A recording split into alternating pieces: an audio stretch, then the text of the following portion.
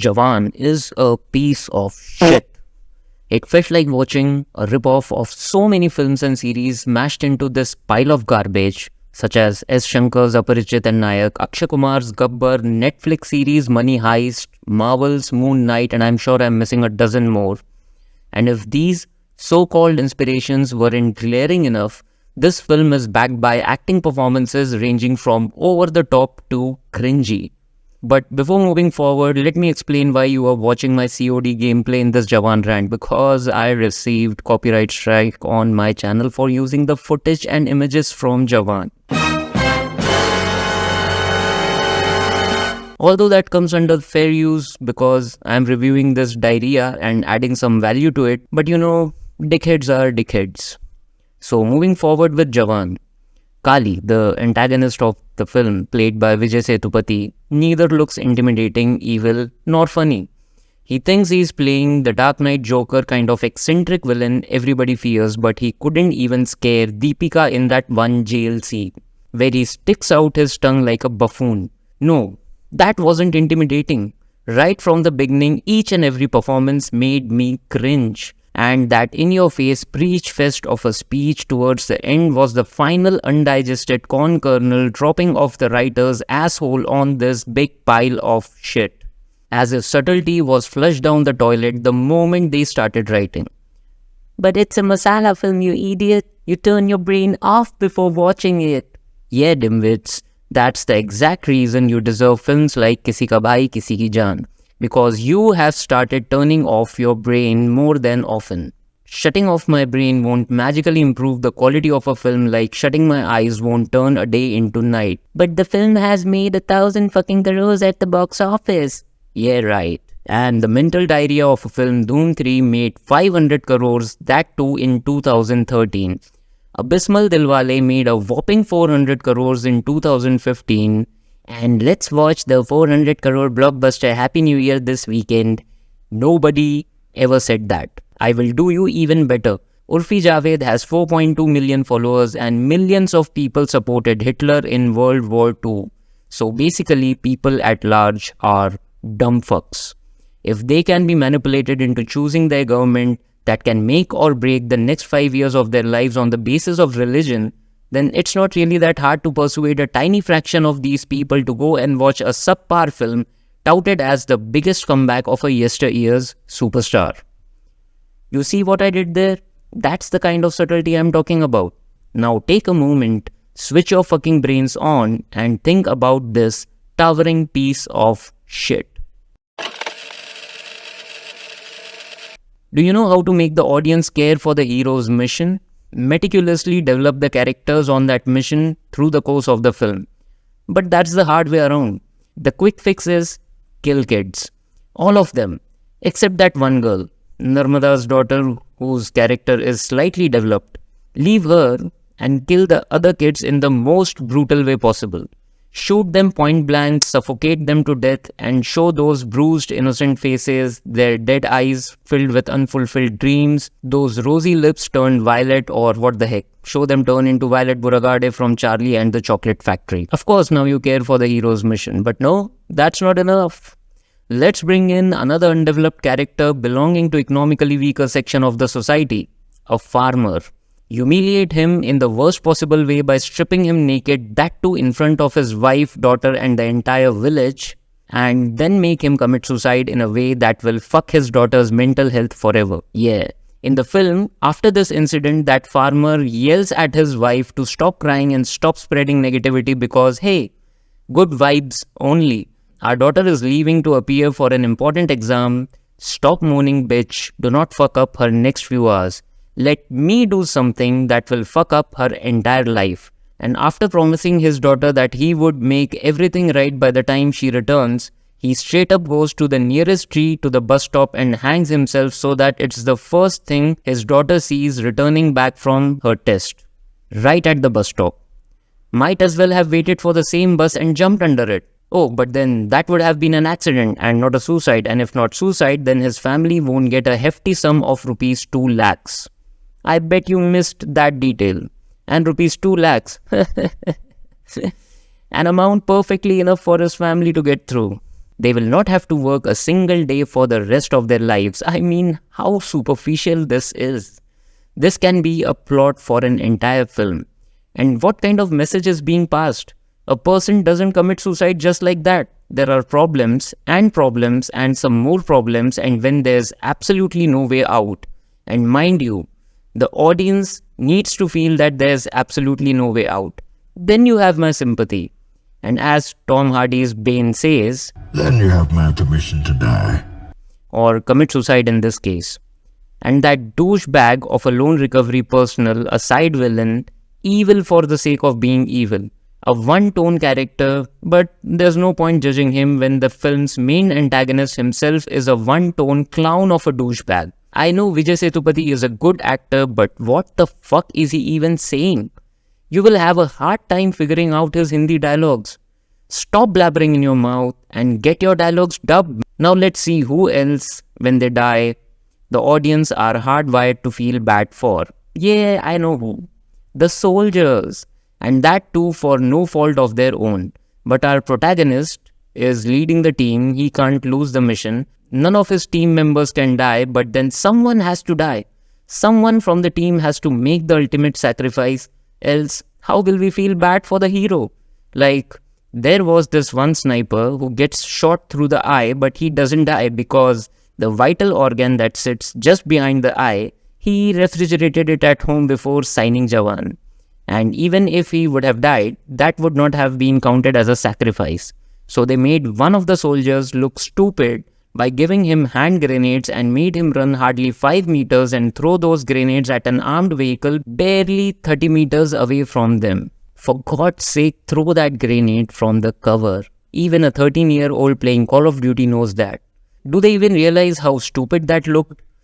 Do they even realize how stupid they make trained army men look on screen? Hell, Sunil Shetty running with a landmine to blow up a tank in border was more logical than this scene. And my bad, I completely forgot to leave my brain behind in my fridge. Well done, sniper guy. I guess you were smarter. Who else in the film can be killed without developing its character so that the viewers feel bad immediately? It worked for John Wick, hence it will work for any film. Let's kill a puppy. Vikram Rathod's puppy. I don't even remember its name. And by this point, they made it obvious. They don't even want to try to develop any character. And talking about Keanu Reeves, the red and blue pills. That's a Matrix reference. So cool. Such an awesome setup. There's definitely going to be a big payoff later in the film. And they kill an inconsequential character with that pill, and it made no sense at all why Sethupathi's character killed one of his henchmen. There was no reason to kill that dwarf character, who I guess was supposed to be but not even properly used as a comic relief. Then why kill him? How does that help develop any character or progress the story? Oh wait, I guess I know. They wanted to prove yet again that Kali is an eccentric villain. He is the agent of chaos. He is so unpredictable and dangerous that he is capable of killing his own men. And this is not the only time they fuck up the setup. Remember they set up Kali's daughter in the beginning? Kali loves his daughter more than anything, so much so that he doesn't even think twice before transferring 40,000 crores to save her. And that's about it. This setup, the antagonist's Achilles heel, is conveniently forgotten. Again, no payoff. And later in the film, we are made to feel for Kali's brother's death. And that scene, you feel nothing for Kali's loss. He expresses nothing, no anger, no rage, nothing. His own men were not intimidated by his reaction, and Vijay Sethupathi acting like Santa Claus towards the end, singing made up stupid jingles. Damn, it was hard to take this man seriously, let alone fear him. But what do I know? I forgot to leave my brain behind. And coming to dance numbers, let's dance off. Who cares about the flow of the story? Forget the flow, who cares about the story? Azad and Narmada decide to marry each other because this, oh god, another kid. This cute little girl, Narmada's daughter, needs a father. That's it. There's no romantic angle whatsoever. And I don't know why this is followed by Chaliya song. Even after the song, they show nothing of that sort. Then why? Why do we need that song? And why do we need a song in a fucking flashback? Why the women in the jail are putting in Farata song while narrating Vikram Rathod's story? Did they also dance in their cell to give a better narration? Because clearly singing and dancing in that jail is like a routine. And honestly, I would not have been that pissed if the songs were any good, but no. Anirudh somehow managed to come up with an album without a single standout. It's amazing how they both failed in the same movie, Sethupathi and Anirudh. In Vikram, they were awesome, and in Jawan, and about Narmada's daughter, who could have been used to heighten the tension, who could have been used to raise the stakes, conveniently disappears during the climax. Again, remember Vikram and how they used Vikram's grandson with a heart condition to heighten the tension? Of course, you know nothing's gonna happen to these kids that matter. Of course, you know that the writers don't have balls to kill them off. They are not random, undeveloped characters lying on the hospital beds being used as a plot device. And yet, in Vikram, the stakes are raised successfully. Child has a heart condition, loud noise can stop his heart. These guys are surrounded by firing guns and explosions and they need to escape. That's an intense situation. And how they raise the stakes in Jawan? The two badass characters, the protagonists, the father-son duo are in danger. Not that little girl. You know they are not gonna die. They will win eventually. But the point is how and what exactly happens that gets them out of danger. And this is laughable. Vikram Rathod's memories come back and suddenly the entire situation turns upside down. I mean, you and your son are in danger even if you don't have your memories. You're not a retard, right? It's just that you don't have your memories. I mean, in the opening scene, you did a great job saving the village from an army without your memories. So how did clicking gun that magically made you regain your memories change the situation for you? I mean, how? And after that, the bad guys give the heroes enough time to reunite. Why? Is Kali not an agent of chaos here? Oh right, now he's also unpredictable and an idiot. He's capable of killing an IAS officer and his own men for no good reason in a blink of an eye, but he'll wait for the murderers of his brother to have their moment. What a load of crap. Speaking of which, what the fuck is wrong with Azad? It feels like he is the one with multiple personality disorder. During the metro sequence, his emotions swing at the Rakhi Sawant rate. One moment he's a psychopath, an eccentric vigilante. The very next moment he is all emotional, empathetic and a socialist patriot. And then he turns into a combat specialist, but then outside these action sequences, he's a perfectly normal guy who turns into a crybaby when he sees his dad. You are suffering from a personality disorder.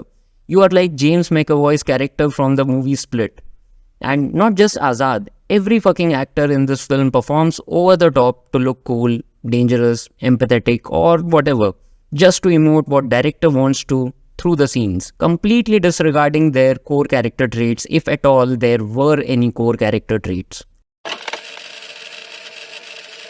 And I need some clarification on what percentage of my brain I need to switch off before watching this vomit. In the metro sequence, they get a few small weapons in with their techies' help, so I'm supposed to turn my brain on a little because they are giving some logical explanation as to how these weapons got into the train, and then a few minutes later, you get to see a mannequin holding a huge ass rotary cannon in the same train. Okay, so now I need to switch my brain off completely, although I couldn't help but wonder how the fuck did they manage to smuggle in a weapon of that size? That too attached to a mannequin. Perhaps I'm being too harsh. So I'll switch my brain completely off on the matter of the way action sequences are set up. What matters is the protagonist's pure and morally upright intentions, right? So we are supposed to respect and side with the soldiers on duty who lay their lives to protect their nation. Except the NSG commandos. They are allowed to be humiliated or even killed. The hero's team can shoot at them like crazy without caring for their lives. But what do I know? I was supposed to switch my brain off to 0 and further turn it down into negative range. And tell me this one thing, who were they hiding their identities from? None of the Azad's angels wears a mask while on any mission. Okay, my bad, they wear it here and there just to look cool like Scorpion from Mortal Kombat. Azad himself doesn't bother to wear a mask in the presence of a politician's security in charge. and his face is blurred during the live telecast? Are you fucking retards? That guy has already seen your face. The doctor, the entire hospital staff has seen your face. In the metro sequence itself, 100 something people saw your faces, and Narmada, this smartass of a national security in charge, took the entire first half and two hostage situations to get his sketch right. I mean, get the fuck out of here. You are highly incompetent, like with an IQ of less than room temperature. How did you even land this job?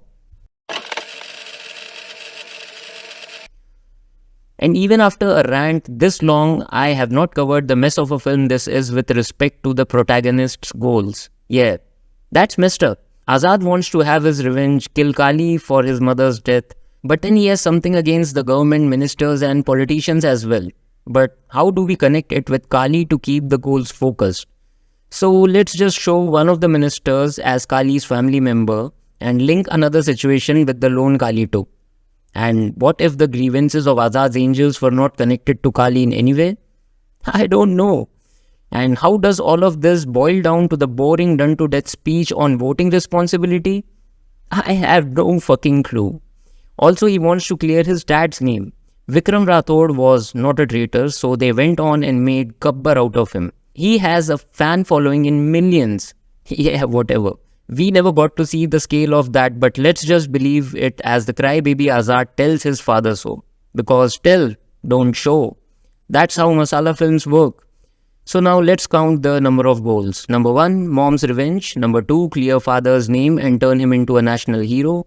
Number 3, justice for Azad's angels. Number 4, voting responsibility awareness campaign. And number 5, present the entire NSG department as retards. Sorry, that wasn't the goal. That was just the byproduct of this diarrhea.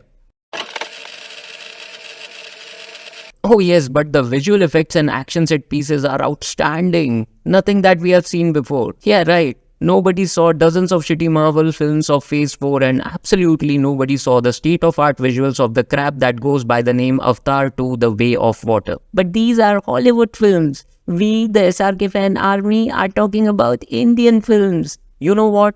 Go fuck yourself, because I pay as much to watch an Indian film in theatres. If I had to watch a better light and sound show with brainless storytelling, I'd rather watch Marvel movies.